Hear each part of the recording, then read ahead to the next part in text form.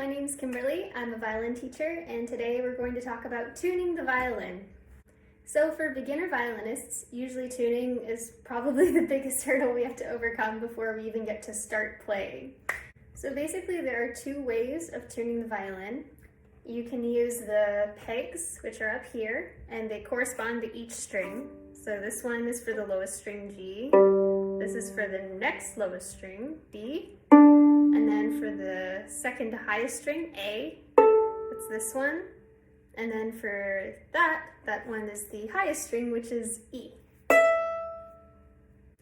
And the other way of tuning is using the fine tuners. So on my violin, I actually only have one for the E string, as that's common for more like professional violins. You only have one fine tuner, but for most beginner violins, you're going to have fine tuners on every single string.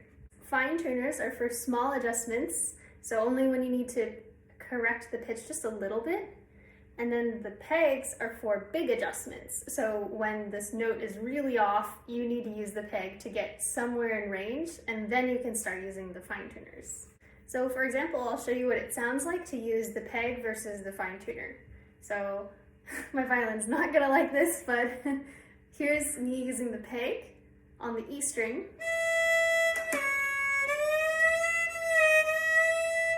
And here's me using the fine tuner on the E string to fix what I've just done.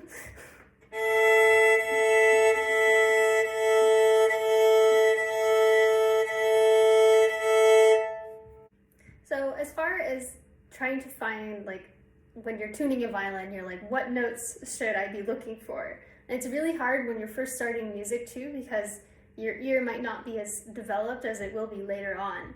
So one really helpful way to figure out what notes you need is to use a tuning app. So as far as using a tuning app, there are actually two that you might want to use in conjunction depending on your level of hearing things.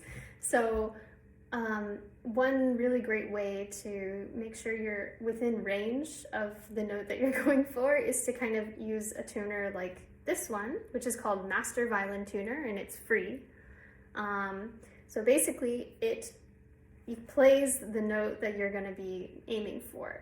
So like I said, all four strings are G, D, A, and E, but they're also different octaves. So for example, G3 is a lower octave than like G4 or G5.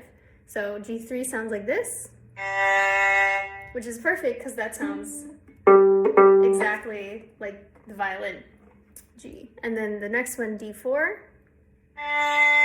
and then we've got A4 and E5. So basically, let's say if your string is kind of off that note, let's say I'm going to detune my G for a little bit. Right? So I'll be listening to this and try to just slowly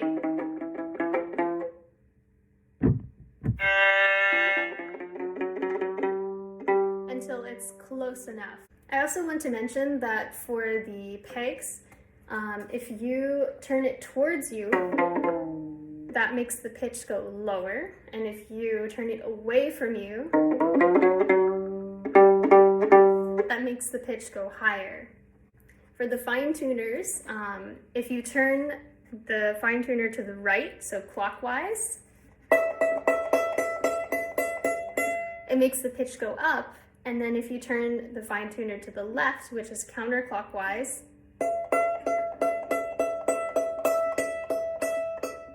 it makes the pitch go lower. So let's say you get pretty close to the note, but it's not quite right yet. So for example, if I use my E string and I compare it to this one, but I hear this. It's like kind of within range, but not quite right? So then that's when I would flip over to the other tuner, which is the sound corset one. And it looks like this, and it's going to be a very visual representation of what's going on. So if I play my E again, it says E flat. So when we see a little this B symbol, not that B, this one, next to it, that means it's flat, which means it's lower than the note. If it has a little well, they call it a hashtag these days, but it's called a sharp in music. That means it's too high above the note. So in this case, we're low. So I need it to just be E and not have that symbol. So that means I'm close enough that I probably don't have to use the peg, but I probably should use the fine tuner. So I'm gonna try to multitask and show you, but if I just turn my fine tuner to the right, because I need to go higher,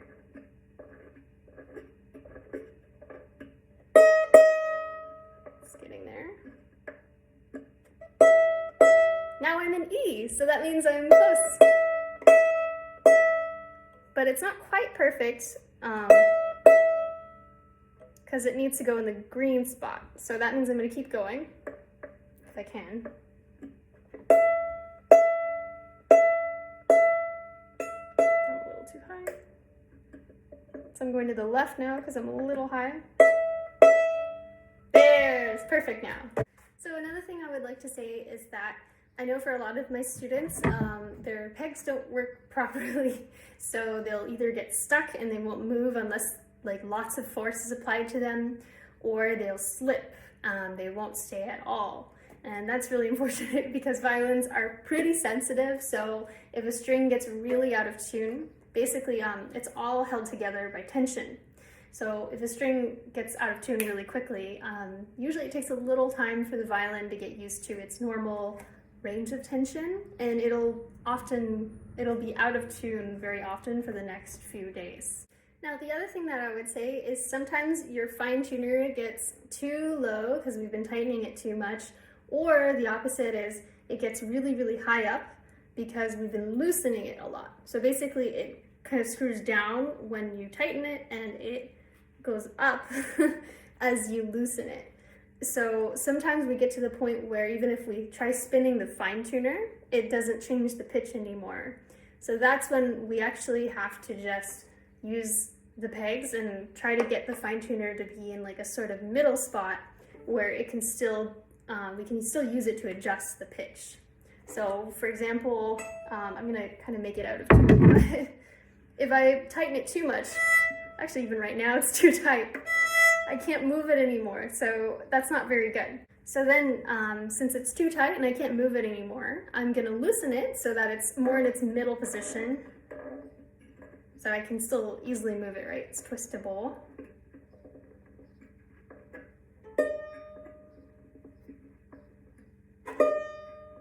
Okay, I think this is the middle, like around here, for me at least. Every fine tuner is different.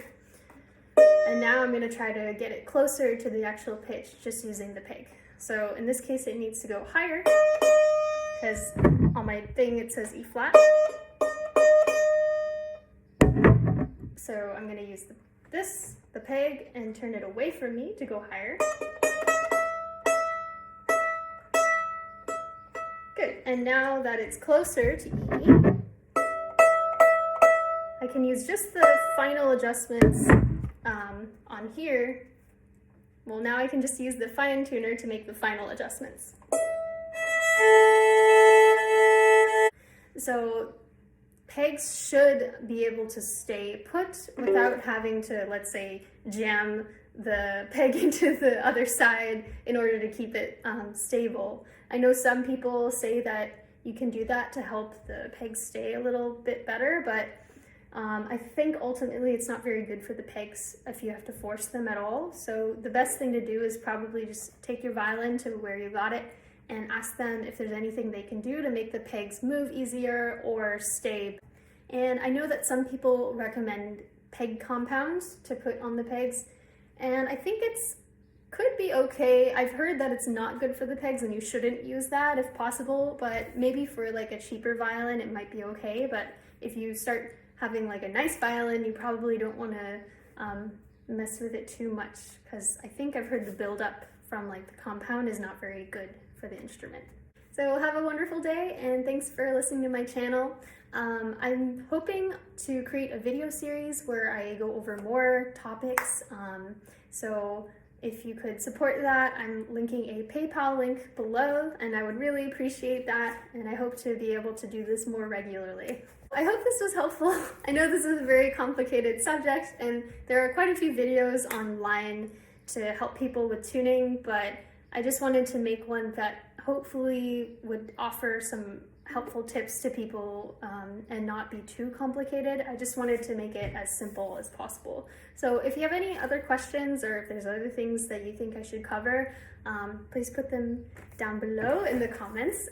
I'd be happy to get back to you, and yeah, so I hope this was helpful. So Biscuit says happy practicing. She's really big now. And she says she hopes you have a wonderful rest of your day. Bye-bye.